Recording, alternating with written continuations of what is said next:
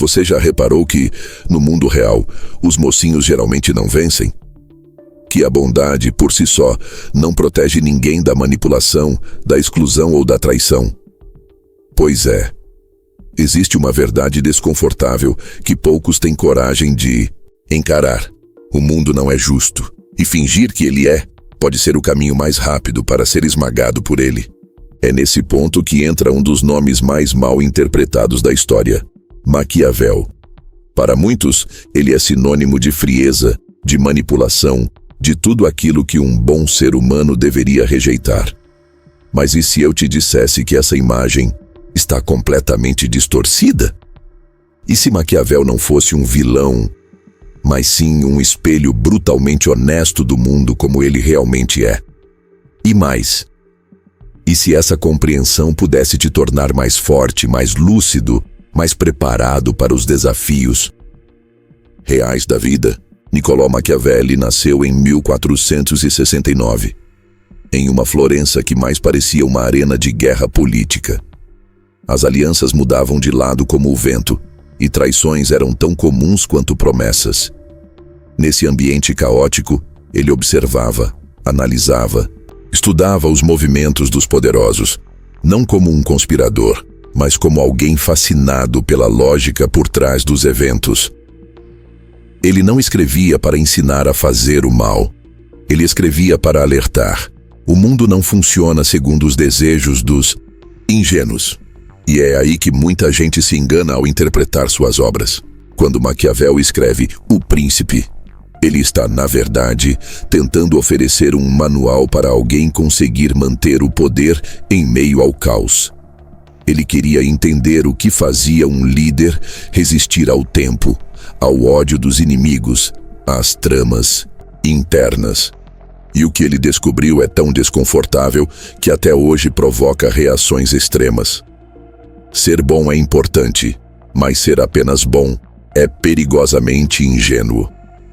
Esse ponto toca em algo profundo, porque desde pequenos somos ensinados a acreditar que basta sermos corretos, justos e verdadeiros para que o bem prevaleça. Mas quando a vida real começa, esse ideal se choca com situações onde o certo não é recompensado, onde a ética é confundida com fraqueza e onde quem age com firmeza, mesmo sem ser o mais bonzinho, conquista espaço, influência e respeito. Maquiavel não dizia que devemos abandonar nossos valores. Ele dizia que valores sem estratégia viram armadilhas, que pureza sem visão se transforma em fragilidade. E que, para proteger aquilo que é justo, muitas vezes é preciso ter coragem de agir de forma dura. É claro que isso é desconfortável de ouvir, porque implica reconhecer que a realidade é mais complexa do que gostaríamos, e a maioria prefere viver na ilusão de que basta ser do bem para que tudo se alinhe. Acontece que Maquiavel foi um dos poucos que tiveram coragem de encarar essa complexidade de frente. O grande erro da história foi transformar o nome Maquiavel em sinônimo de maldade. Isso não veio de suas ideias, mas sim da forma como elas foram distorcidas pelos seus opositores. A igreja, por exemplo, sentiu-se ameaçada quando ele sugeriu que, em certos contextos, um líder poderia precisar agir com dureza para preservar a estabilidade. Isso feria diretamente o ideal cristão de moral incondicional. Então, rotulá-lo como diabólico era mais fácil do que debater seus argumentos. O que pouca gente percebe é que Maquiavel nunca defendeu a maldade gratuita. Ele apenas disse que o bem, para sobreviver, precisa estar preparado para o embate. E aqui mora a chave de tudo. Ele não está ensinando a fazer o mal, está ensinando a não ser destruído por ele. Ele está dizendo: entenda como o poder se move, como a influência se constrói, como as pessoas realmente se comportam. Não como você gostaria que elas fossem. Porque só com essa lucidez é possível agir com inteligência e firmeza. Se a gente para pensar, o que Maquiavel propõe não é o abandono da ética, mas sim o amadurecimento dela. Uma ética que entende o mundo real. Uma ética que sabe que às vezes manter a paz exige medidas impopulares, que proteger os justos exige força, que liderar exige mais do que boas intenções, exige consciência estratégica. E isso é algo que falta em muitos dos discursos motivacionais de hoje. Fala-se muito sobre autenticidade, empatia, gentileza, e tudo isso é necessário. Mas se esquece de ensinar que sem firmeza, sem clareza de limites, sem capacidade de impor presença, a gentileza vira submissão, a empatia vira autoabandono e a autenticidade vira vulnerabilidade exposta.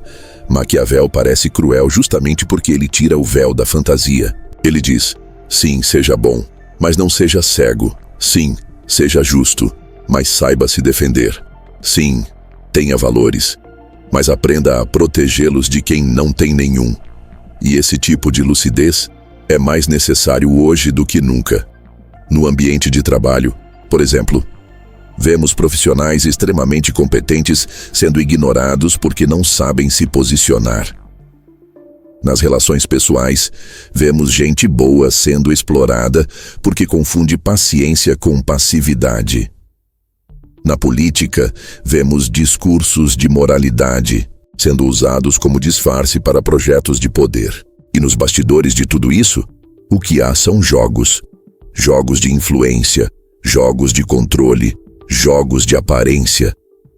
Ignorar esses jogos não nos torna superiores, nos torna vulneráveis. E é por isso que Maquiavel continua tão relevante. Ele não está nos incentivando a jogar sujo. Está nos dizendo: aprenda as regras reais do jogo, ou será descartado por quem as conhece. Essa consciência não corrompe. Ela protege, ela fortalece. Ela te dá ferramentas para navegar pelo mundo sem abrir mão de quem você é, mas também sem ser engolido por ele. É por isso que, se queremos realmente crescer como indivíduos, se queremos ser líderes, influenciadores, construtores de algo maior, precisamos reabilitar Maquiavel. Não como mestre da maldade, mas como mestre da lucidez. Alguém que não teve medo de dizer o que ninguém queria ouvir. Alguém que entendeu que o verdadeiro perigo não está no mal declarado, mas no mal disfarçado de virtude. Porque, no fim das contas, o problema não está em ter poder. O problema está em não saber lidar com ele. E talvez seja justamente isso que sua obra mais nos ensina. Poder sem consciência é destrutivo, mas consciência sem poder é impotente. E entre esses dois extremos existe um caminho de equilíbrio, onde força e ética andam lado a lado. Um caminho que poucos têm coragem de trilhar, mas que define a diferença entre ser apenas bom e ser verdadeiramente forte. E então, chegamos à pergunta que talvez seja a mais difícil de todas. Será mesmo possível conciliar bondade e força? Será possível manter a integridade e, ao mesmo tempo, conquistar respeito, espaço, influência? Ou estamos condenados a escolher entre ser bons e sermos fortes? Esse é o dilema interno que vive dentro de tantos de nós, e é sobre isso que vamos falar agora. Você já sentiu que, em certos momentos, ser uma boa pessoa parece te deixar em desvantagem? Que quanto mais você tenta ser justo, generoso e transparente, mais parece que o mundo pisa em cima. Essa sensação não é incomum e não é fraqueza. Ela nasce de um dilema profundo que Maquiavel já compreendia com clareza: o conflito entre ser bom e ser forte. E não estamos falando apenas de força física ou imposição. Estamos falando da força que impõe presença, que estabelece limites, que conquista respeito, sem precisar se justificar o tempo todo. A força que protege, que lidera, que resiste. Só que essa força, para muitos, parece incompatível com a imagem idealizada de bondade que aprendemos a cultivar. E é aí que nasce o conflito interno que paralisa tanta gente. Porque queremos agradar, ser aceitos, sermos vistos como pessoas boas. Mas ao mesmo tempo, sentimos que o mundo exige algo mais duro de nós. Algo mais firme, mais afiado. Esse dilema Se apresenta de forma sutil nas pequenas escolhas do cotidiano. Você quer dizer não, mas diz sim para evitar conflitos. Você quer se posicionar, mas hesita para não parecer arrogante.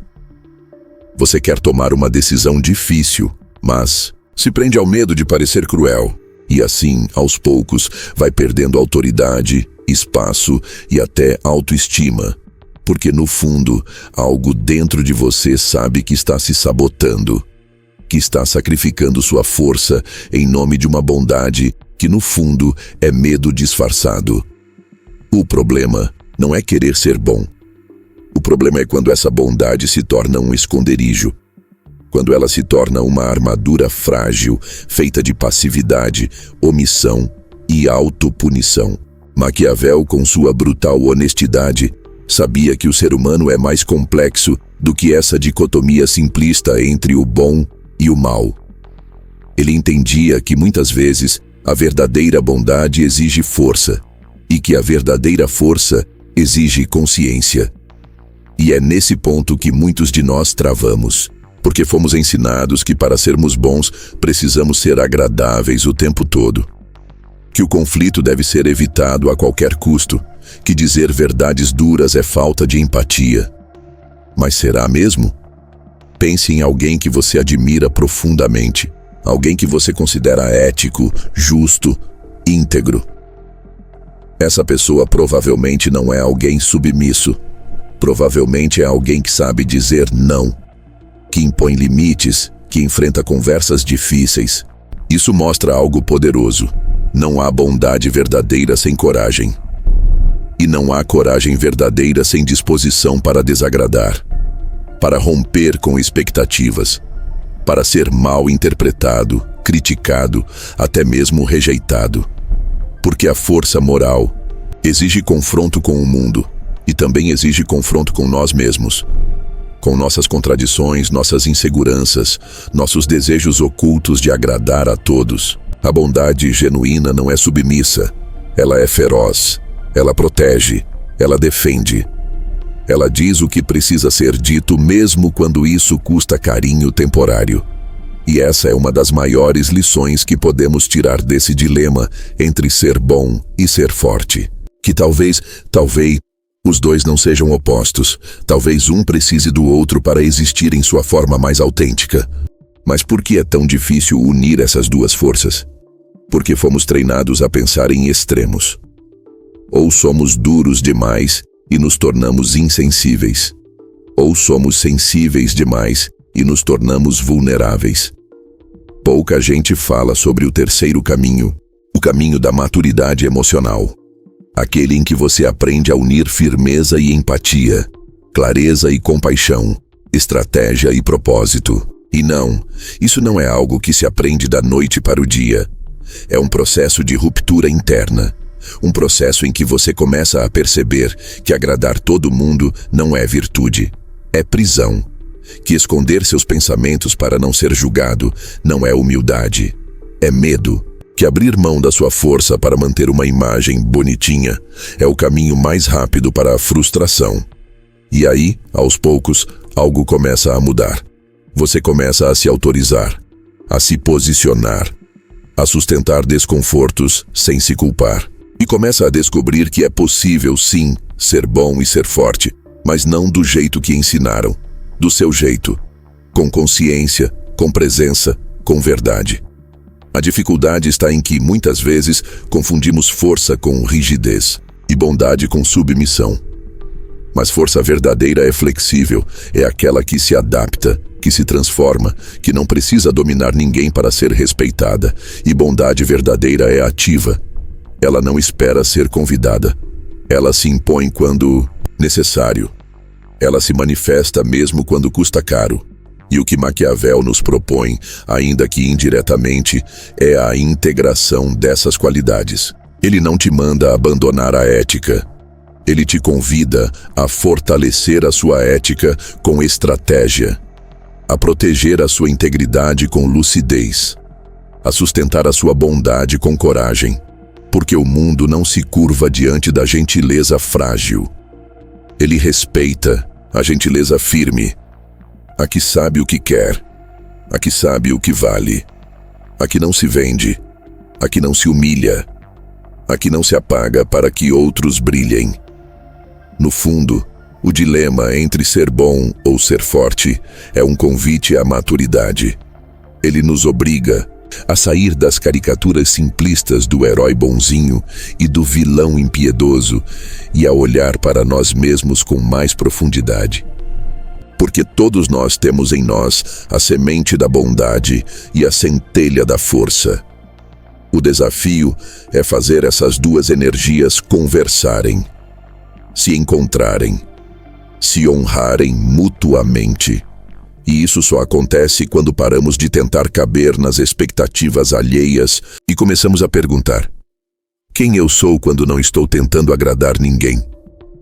Essa pergunta, simples e brutal, tem o poder de libertar, de iluminar, de reorganizar tudo por dentro, porque ela nos devolve para o centro.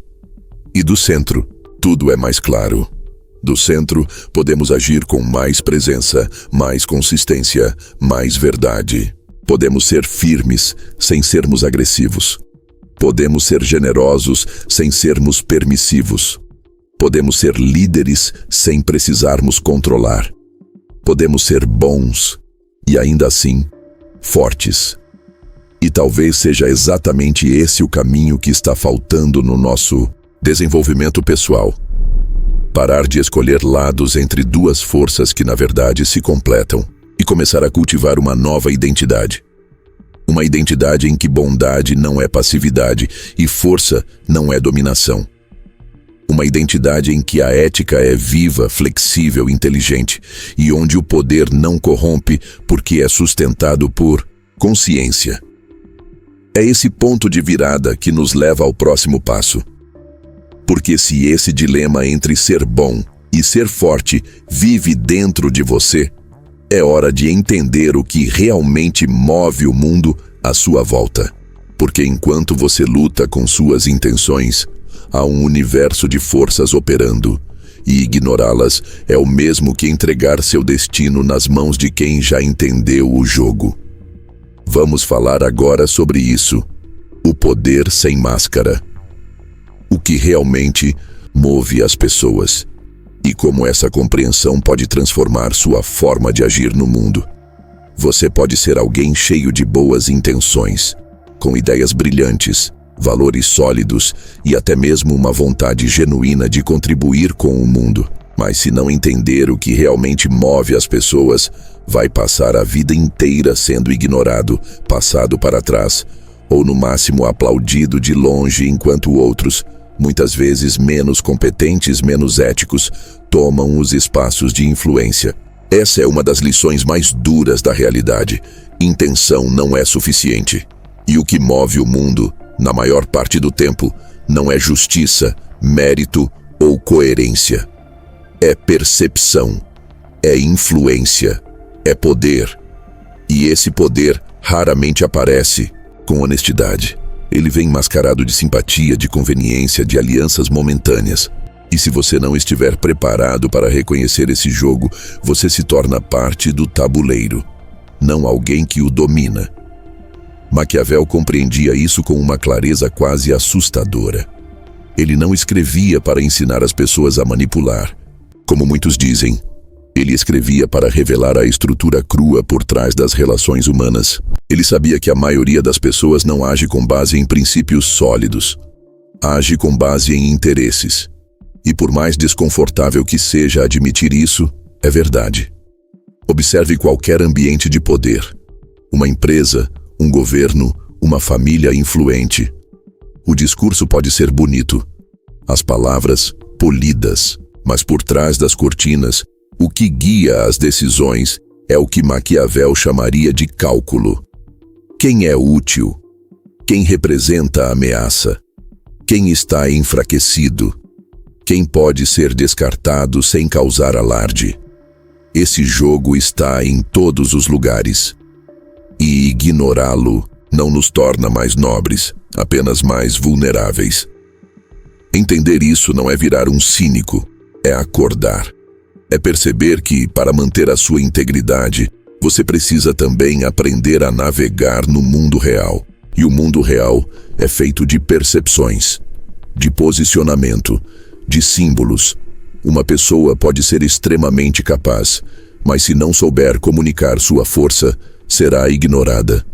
Outra pode ter intenções questionáveis, mas se souber mover as peças certas, conquistar apoio e projetar segurança, será celebrada. Maquiavel sabia que a realidade é movida por essas engrenagens invisíveis.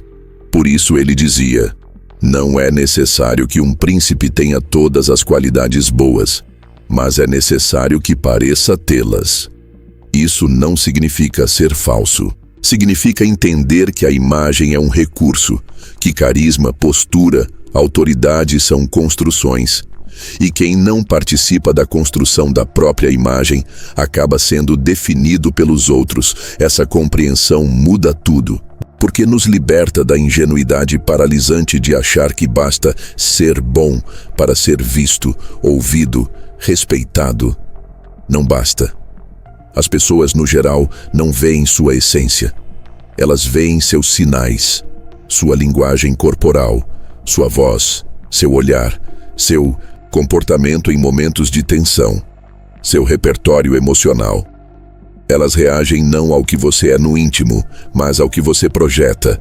E se a sua projeção for fraca, hesitante, confusa, ninguém vai parar para investigar suas boas intenções. Vão simplesmente passar por cima, vão dar o cargo para outro, vão escolher o concorrente. Vão seguir quem transmite mais clareza, mais direção, mais poder. É duro, mas é real.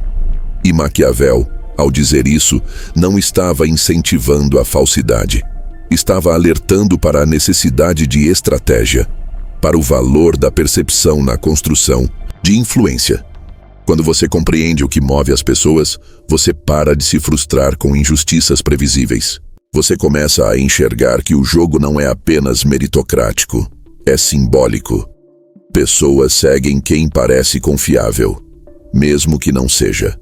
Elas obedecem quem demonstra firmeza, mesmo que por dentro esteja em dúvida.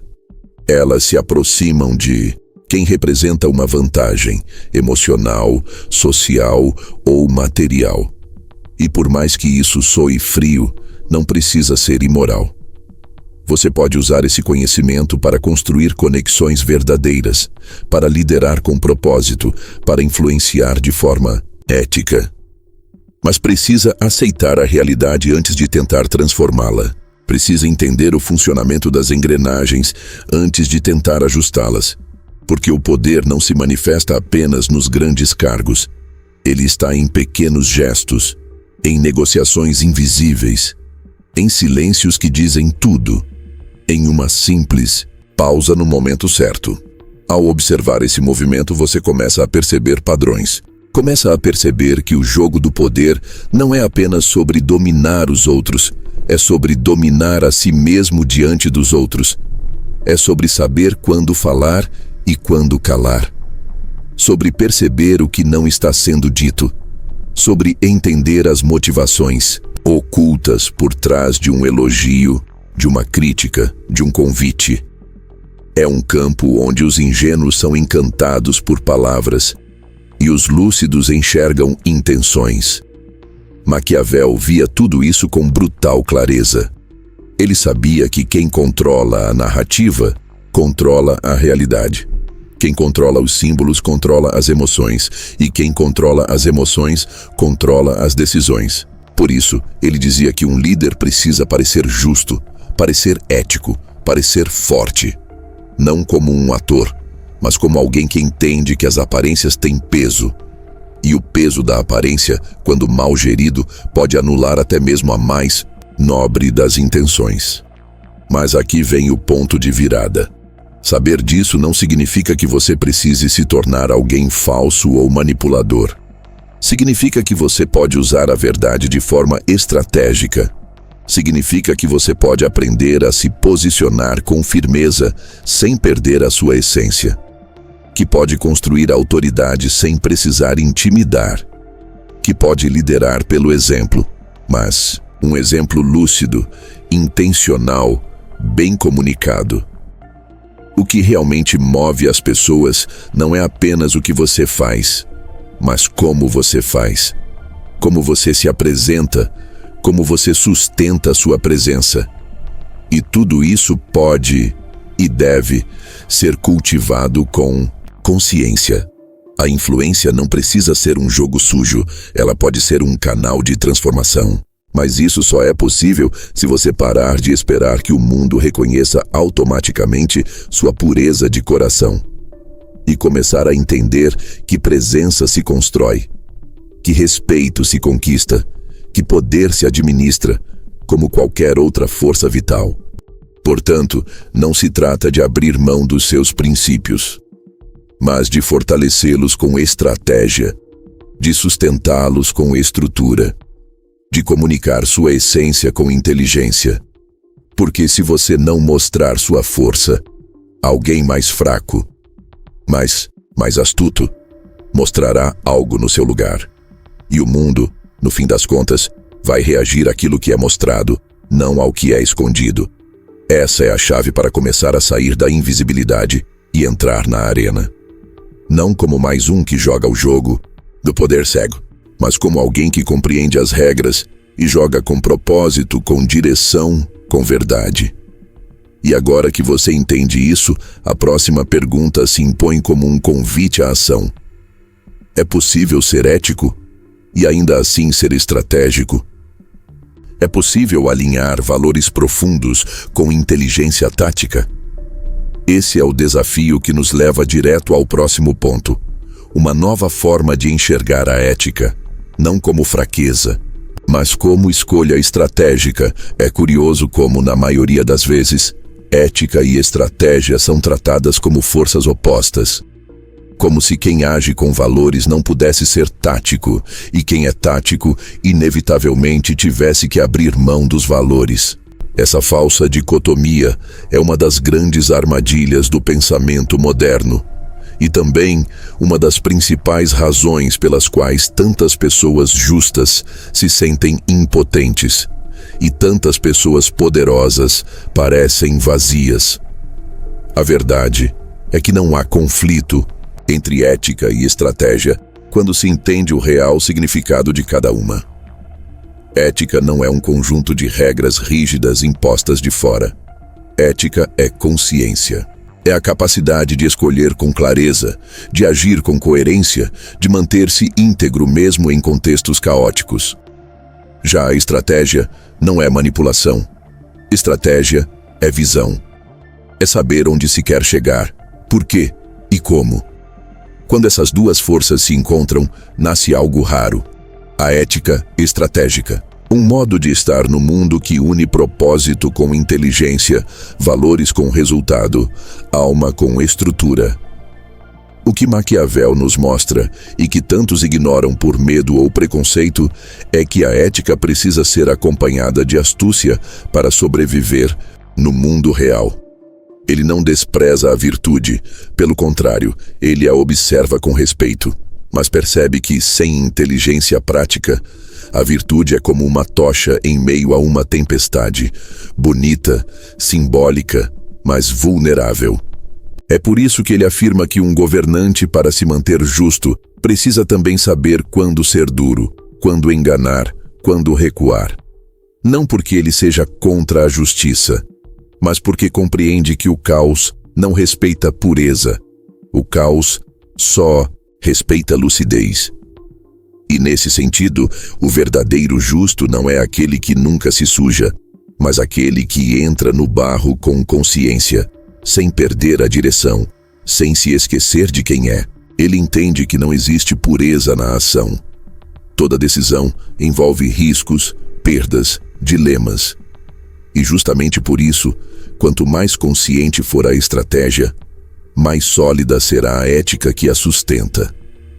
Essa ideia assusta, porque fomos condicionados a pensar que agir estrategicamente é sinônimo de ser frio, calculista, distante. Mas o que assusta de verdade não é a estratégia. É a falta de coragem de reconhecer que a vida exige escolhas difíceis. Quantas vezes você já viu alguém ser ético e perder uma oportunidade por não saber se posicionar? Quantas vezes viu um discurso sincero ser ignorado porque não foi apresentado da forma certa? Quantas vezes você, mesmo agindo com verdade, teve que assistir em silêncio enquanto o jogo era vencido por quem apenas soube jogar melhor? Essas situações não são exceções. São sintomas de uma cultura que ainda separa o certo do eficaz, como se fosse impossível unir os dois. E essa separação é uma ilusão. Porque o verdadeiro poder nasce quando você tem princípios e sabe defendê-los com estratégia. Quando você sabe o que importa e constrói caminhos reais para sustentar isso diante do mundo. A ética estratégica não é sobre maquiavelismo disfarçado de virtude. É o oposto. É sobre transformar a virtude em ação concreta, em presença sólida, em influência real. É sobre saber como se comunicar, como se posicionar, como construir alianças sem trair a sua essência. É sobre perceber os movimentos ao redor e agir com intenção. Não se trata de manipular. Trata-se de escolher, de antecipar, de sustentar sua visão mesmo quando as condições são adversas. É uma ética que exige maturidade, porque ela não se contenta com discursos bonitos. Ela quer resultado, mas não qualquer resultado. Resultado com alma, impacto com sentido, vitória com coerência. E para isso, você precisa se libertar da ideia de que ser ético é ser passivo, retraído, submisso. Ser ético de verdade é ser alguém que tem uma bússola, mas também tem um mapa. É saber a direção e também saber por onde caminhar. É não apenas resistir ao mundo, mas transformar o mundo a partir da própria presença. Quando você adota esse olhar, algo muda profundamente dentro de você. Você para de esperar reconhecimento automático. Para de achar que o universo vai te recompensar só porque você faz o certo. Você começa a perceber que o mundo reage não à sua bondade, mas à sua clareza. Não à sua pureza, mas à sua presença. E aí, você começa a agir diferente. Você começa a desenhar suas conversas com mais intenção. Começa a tomar decisões com mais consciência. Começa a pensar nas consequências, não por medo, mas por visão. E quanto mais você pratica essa ética estratégica, mais você se fortalece, porque percebe que não está mais à mercê das circunstâncias. Está no controle do próprio posicionamento. Está consciente do impacto das suas ações. Está liderando a própria narrativa. E isso, no fim, é o que separa os éticos que frustram dos éticos que transformam. Os primeiros esperam ser vistos. Os segundos se fazem ver. E veja, isso não significa ser perfeito. Ética estratégica não é sobre ter todas as respostas. É sobre ter presença para sustentar as perguntas certas. É sobre errar com consciência, corrigir com humildade, seguir com firmeza. É sobre não abrir mão de si mesmo só para agradar, mas também não abrir guerra com todos em nome de uma identidade inabalável. É sobre negociação com lucidez, não submissão. Sobre firmeza com respeito, não imposição. É uma dança entre o que se é e o que se quer construir. E como toda dança exige ritmo, escuta, presença. Exige que você esteja inteiro em cada gesto. Exige que você saiba quando ceder e quando sustentar, quando falar e quando silenciar, quando avançar e quando recuar. Tudo isso com um único propósito: agir com verdade, sem ser engolido pela realidade. E talvez essa seja a maior virtude da ética estratégica. Ela não é idealista, ela é viva, ela está em movimento. Ela não espera o mundo ser perfeito para começar a agir. Ela age como resposta à imperfeição. e transforma, justamente porque compreende a imperfeição como parte do processo. A ética estratégica não é um pedestal, é uma ponte entre intenção e ação, entre valor e resultado, entre alma e poder. E quando você começa a caminhar por essa ponte, você deixa de ser apenas mais uma voz tentando fazer o bem e se torna alguém que transforma ambientes, que influencia realidades, que inspira sem precisar agradar. E isso te dá algo raro: consistência. Te dá direção. Te dá poder com propósito. E é exatamente por isso que essa nova visão ética nos leva para uma questão igualmente poderosa. Que tipo de bondade você tem cultivado? Uma bondade que inspira ou uma bondade que paralisa? Porque o próximo passo é entender que nem toda bondade é virtude. Algumas, na verdade, são formas disfarçadas de medo. E é hora de olhar para isso de frente. A palavra bondade carrega consigo um brilho quase sagrado. Desde cedo somos ensinados que ser bom é o caminho certo, o mais nobre, o mais justo. E em teoria é mesmo. O mundo precisa de mais compaixão, mais empatia, mais sensibilidade. Mas a questão que raramente é feita, e que incomoda justamente por isso, é: que tipo de bondade você está cultivando? Porque nem toda bondade é virtude. Algumas são apenas medo fantasiado. Medo de conflito. Medo de rejeição. Medo de não ser amado. E é exatamente aí que mora o perigo. Uma bondade que nasce do medo, por mais bem intencionada que pareça, não inspira. Ela paralisa. Ela silencia. Ela adoece em silêncio enquanto tenta sustentar a imagem de alguém sempre pacífico, sempre compreensivo, sempre disponível. Mas no fundo, está exausta, está ressentida, está carregando o peso de todas as concessões feitas por não saber ou não se permitir dizer basta. Essa forma de bondade não constrói, ela implode. Ela cria um abismo interno entre o que a pessoa sente e o que ela expressa, entre o que ela precisa e o que ela oferece, entre quem ela é e quem ela acha que precisa ser para ser aceita.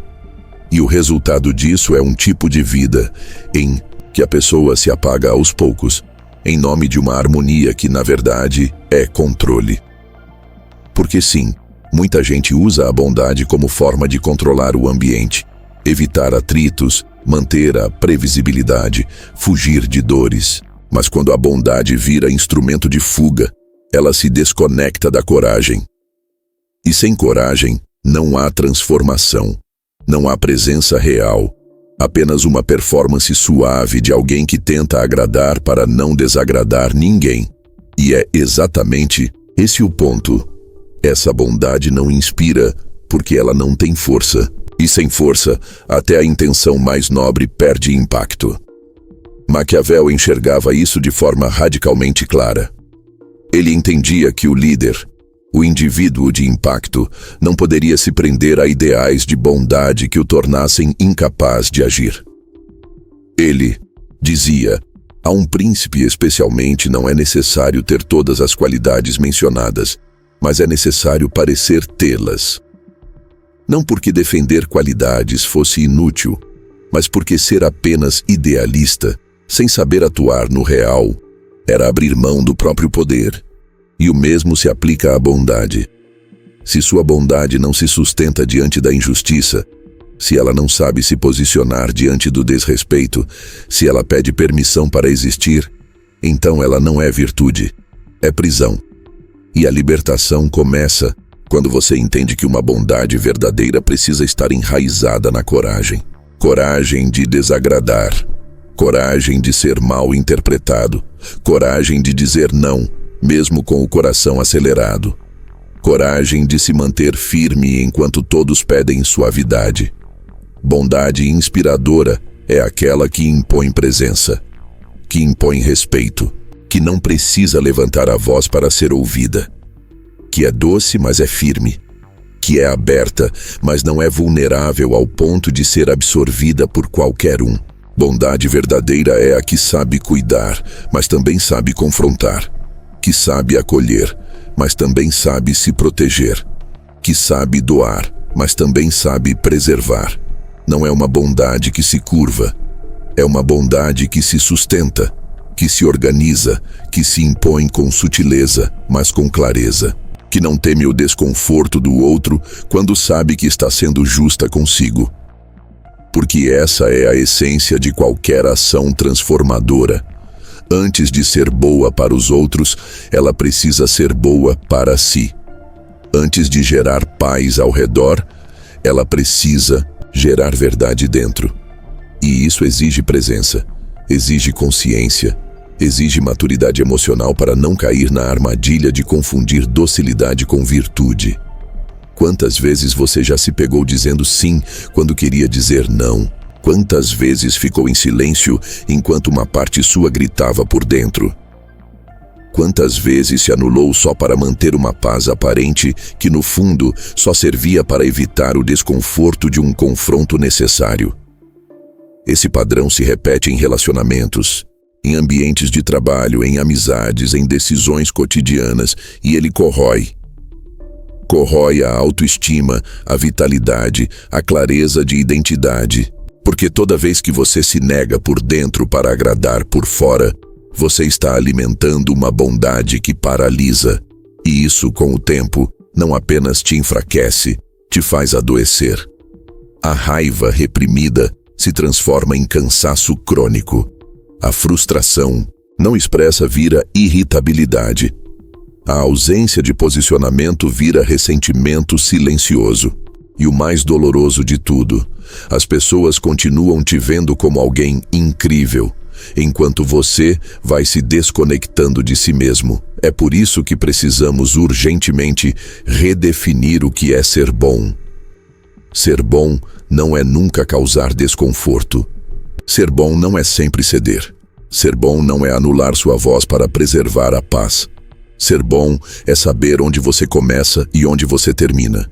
É saber dizer aqui não. É proteger sua energia como quem protege algo sagrado. É saber que sua doçura só tem valor quando não vem da obrigação, mas da escolha consciente. Quando é expressão de inteireza e não de medo.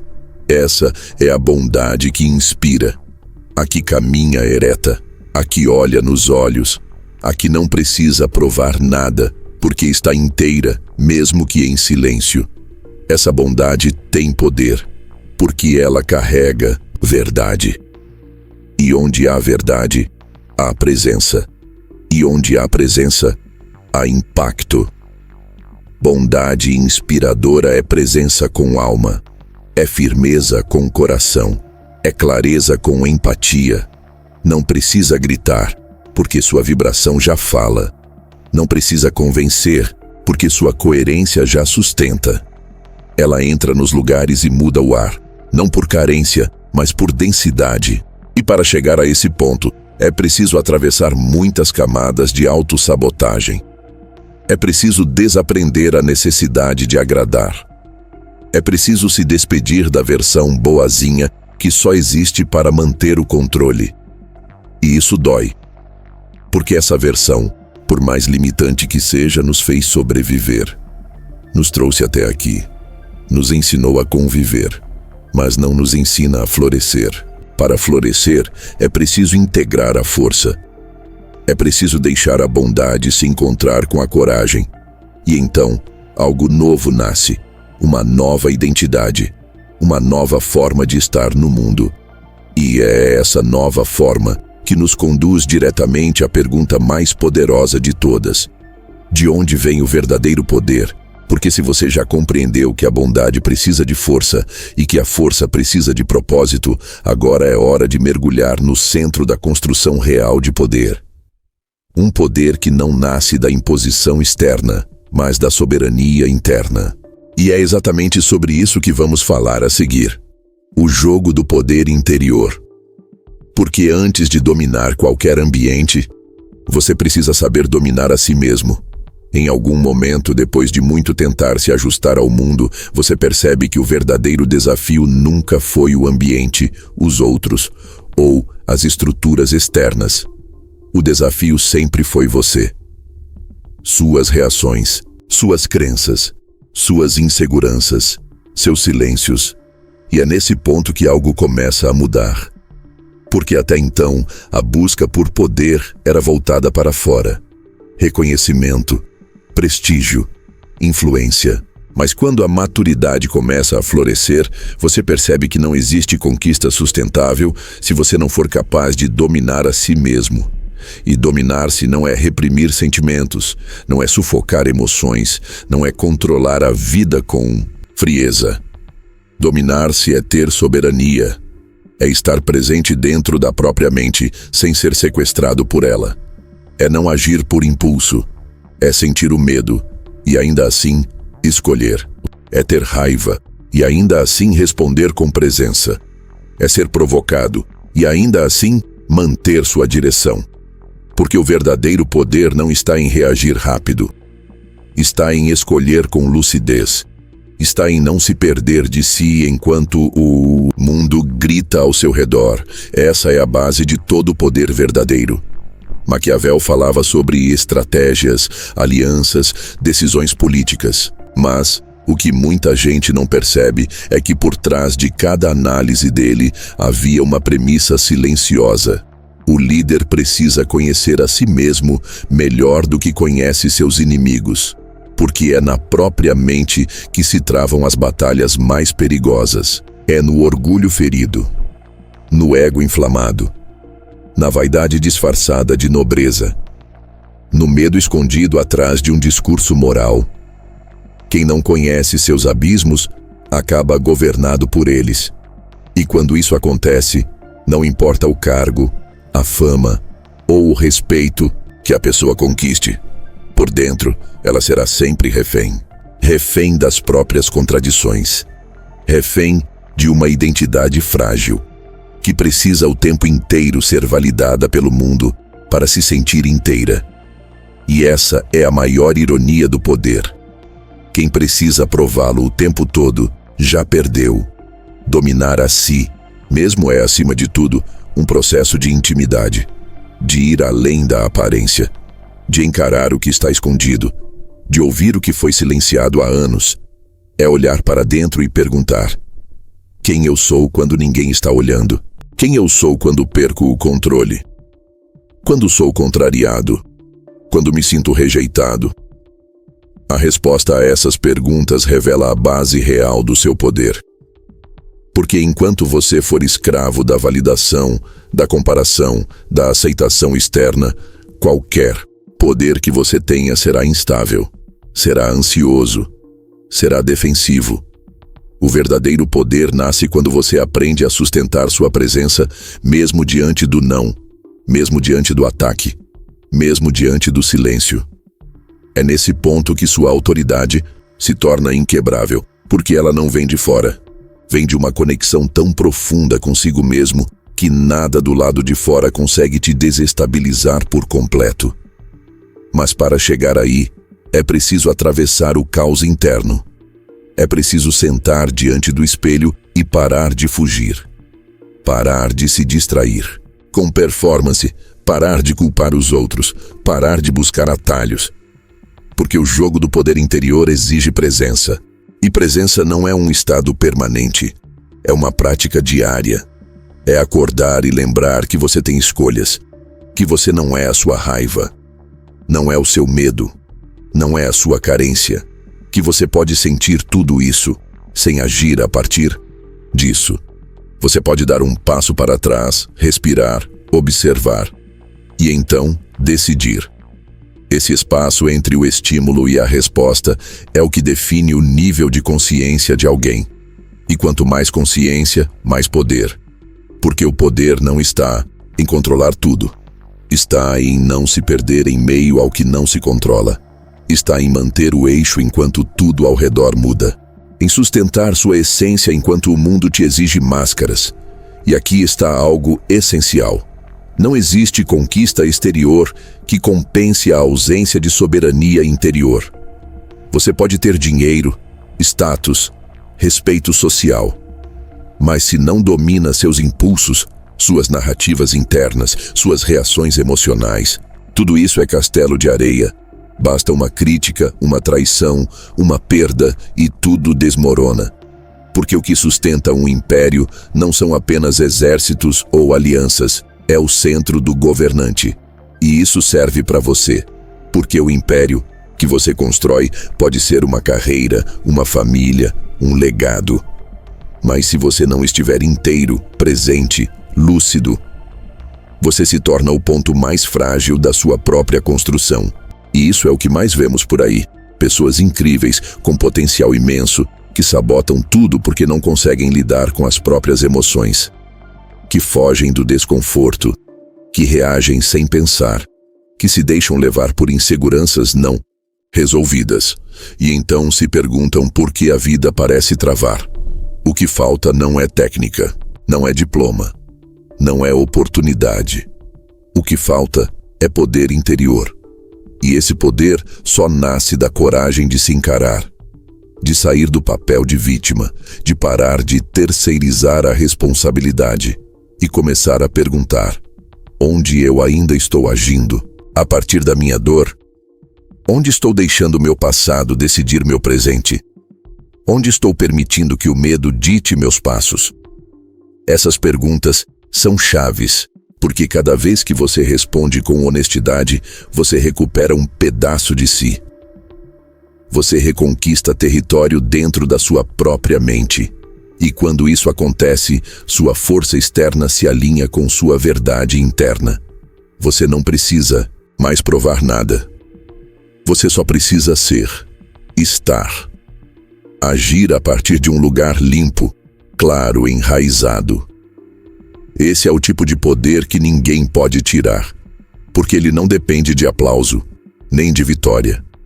Ele é um estado de presença, uma postura, uma qualidade de energia, um campo. E uma vez que você acessa esse campo, algo muda. Suas palavras ganham mais peso, seu olhar, mais profundidade, suas decisões, mais impacto. Porque agora, você não está mais operando a partir da reação. Você está operando a partir da consciência. E consciência é a base de todo poder duradouro.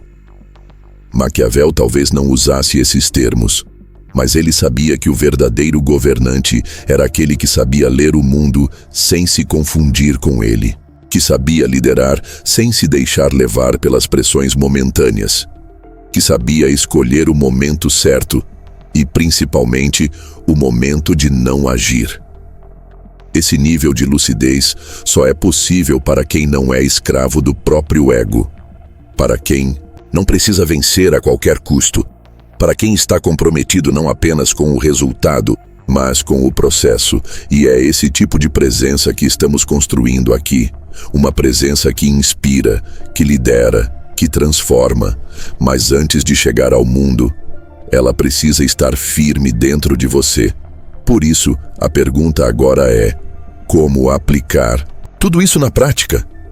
Como unir o poder interior com o jogo exterior? Como liderar com estratégia sem perder a alma? A resposta está na visão do novo príncipe. Não aquele que manipula, mas aquele que integra. Aquele que lidera com força e com alma. E é sobre isso que vamos falar a seguir. A figura do príncipe, na visão de Maquiavel, não era apenas a de um governante político.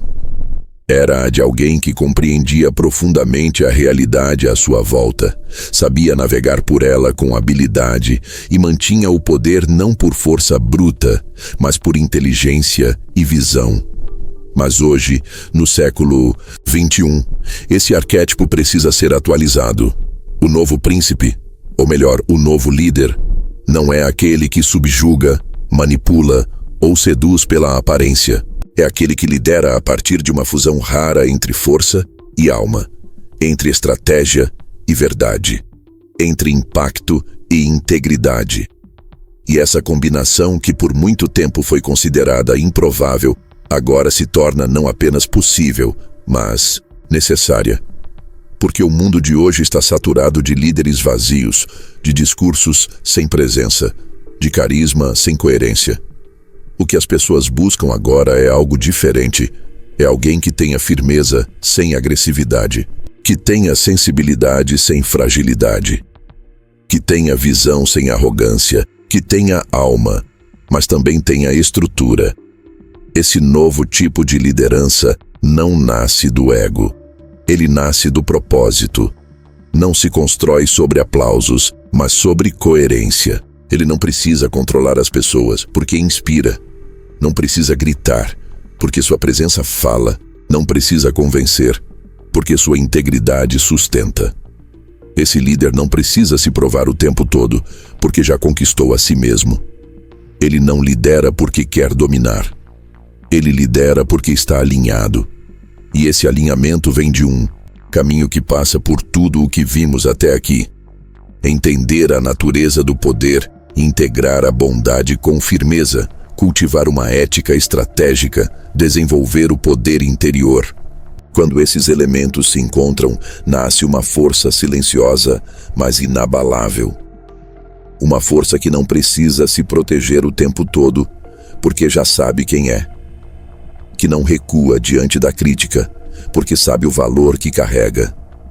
Que não se perde em jogos de vaidade, porque está comprometida com algo maior do que o próprio ego.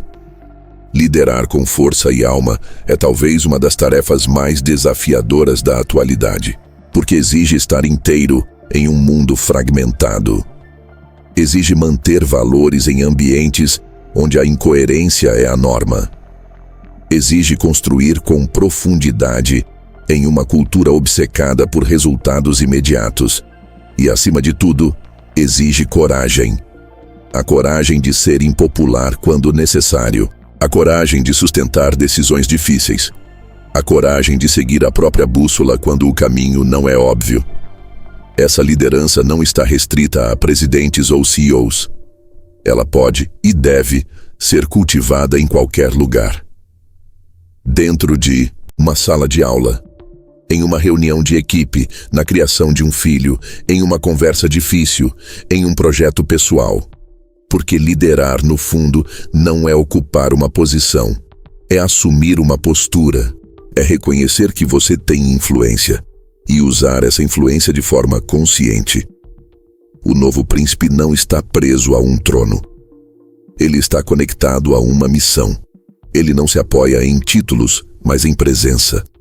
Ele não impõe respeito, ele emana respeito, porque se construiu por dentro. Porque não tem medo de ser vulnerável quando necessário e também não se esconde quando precisa ser firme. Ele sabe escutar sem se anular, sabe falar sem agredir, sabe conduzir sem manipular. Ele não é um ideal inatingível, ele é um ser humano comum, que escolheu não fugir da própria grandeza, que escolheu se tornar inteiro, que escolheu integrar luz e sombra, coragem e sensibilidade, ação e reflexão. Ele não busca perfeição, busca consistência. Ele sabe que vai errar, mas não usa isso como desculpa para se omitir. Ele age, ele lidera, ele transforma, porque entendeu que o mundo precisa, desesperadamente, de referências vivas de liderança com alma. E talvez esse seja o chamado que você estava esperando ouvir. Não para se tornar alguém diferente de quem você é, mas para finalmente liberar aquilo que sempre esteve aí, esperando por espaço, esperando por coragem, esperando por estrutura. Porque agora você já sabe, ser bom não é o oposto de ser poderoso. Ser estratégico não é o oposto de ser ético. Ser forte não é o oposto de ser sensível. O verdadeiro poder nasce da integração. E essa integração começa com um único passo: a decisão de não se esconder mais, de não se diminuir mais, de não se trair mais. A decisão de liderar, mesmo que ainda tremendo, mesmo que ainda em dúvida, mesmo que ainda em construção. Porque a liderança verdadeira não espera estar pronta. Ela nasce do compromisso de caminhar com verdade, E esse compromisso só depende de você. Agora que encerramos essa jornada sobre Maquiavel, poder, bondade e liderança, o mais importante é lembrar: você não precisa escolher entre ser justo ou ser forte. Você pode e deve ser ambos, desde que esteja disposto a fazer o trabalho interno, a olhar para a realidade com lucidez, a agir com intenção, a viver com verdade. O resto se alinha no caminho.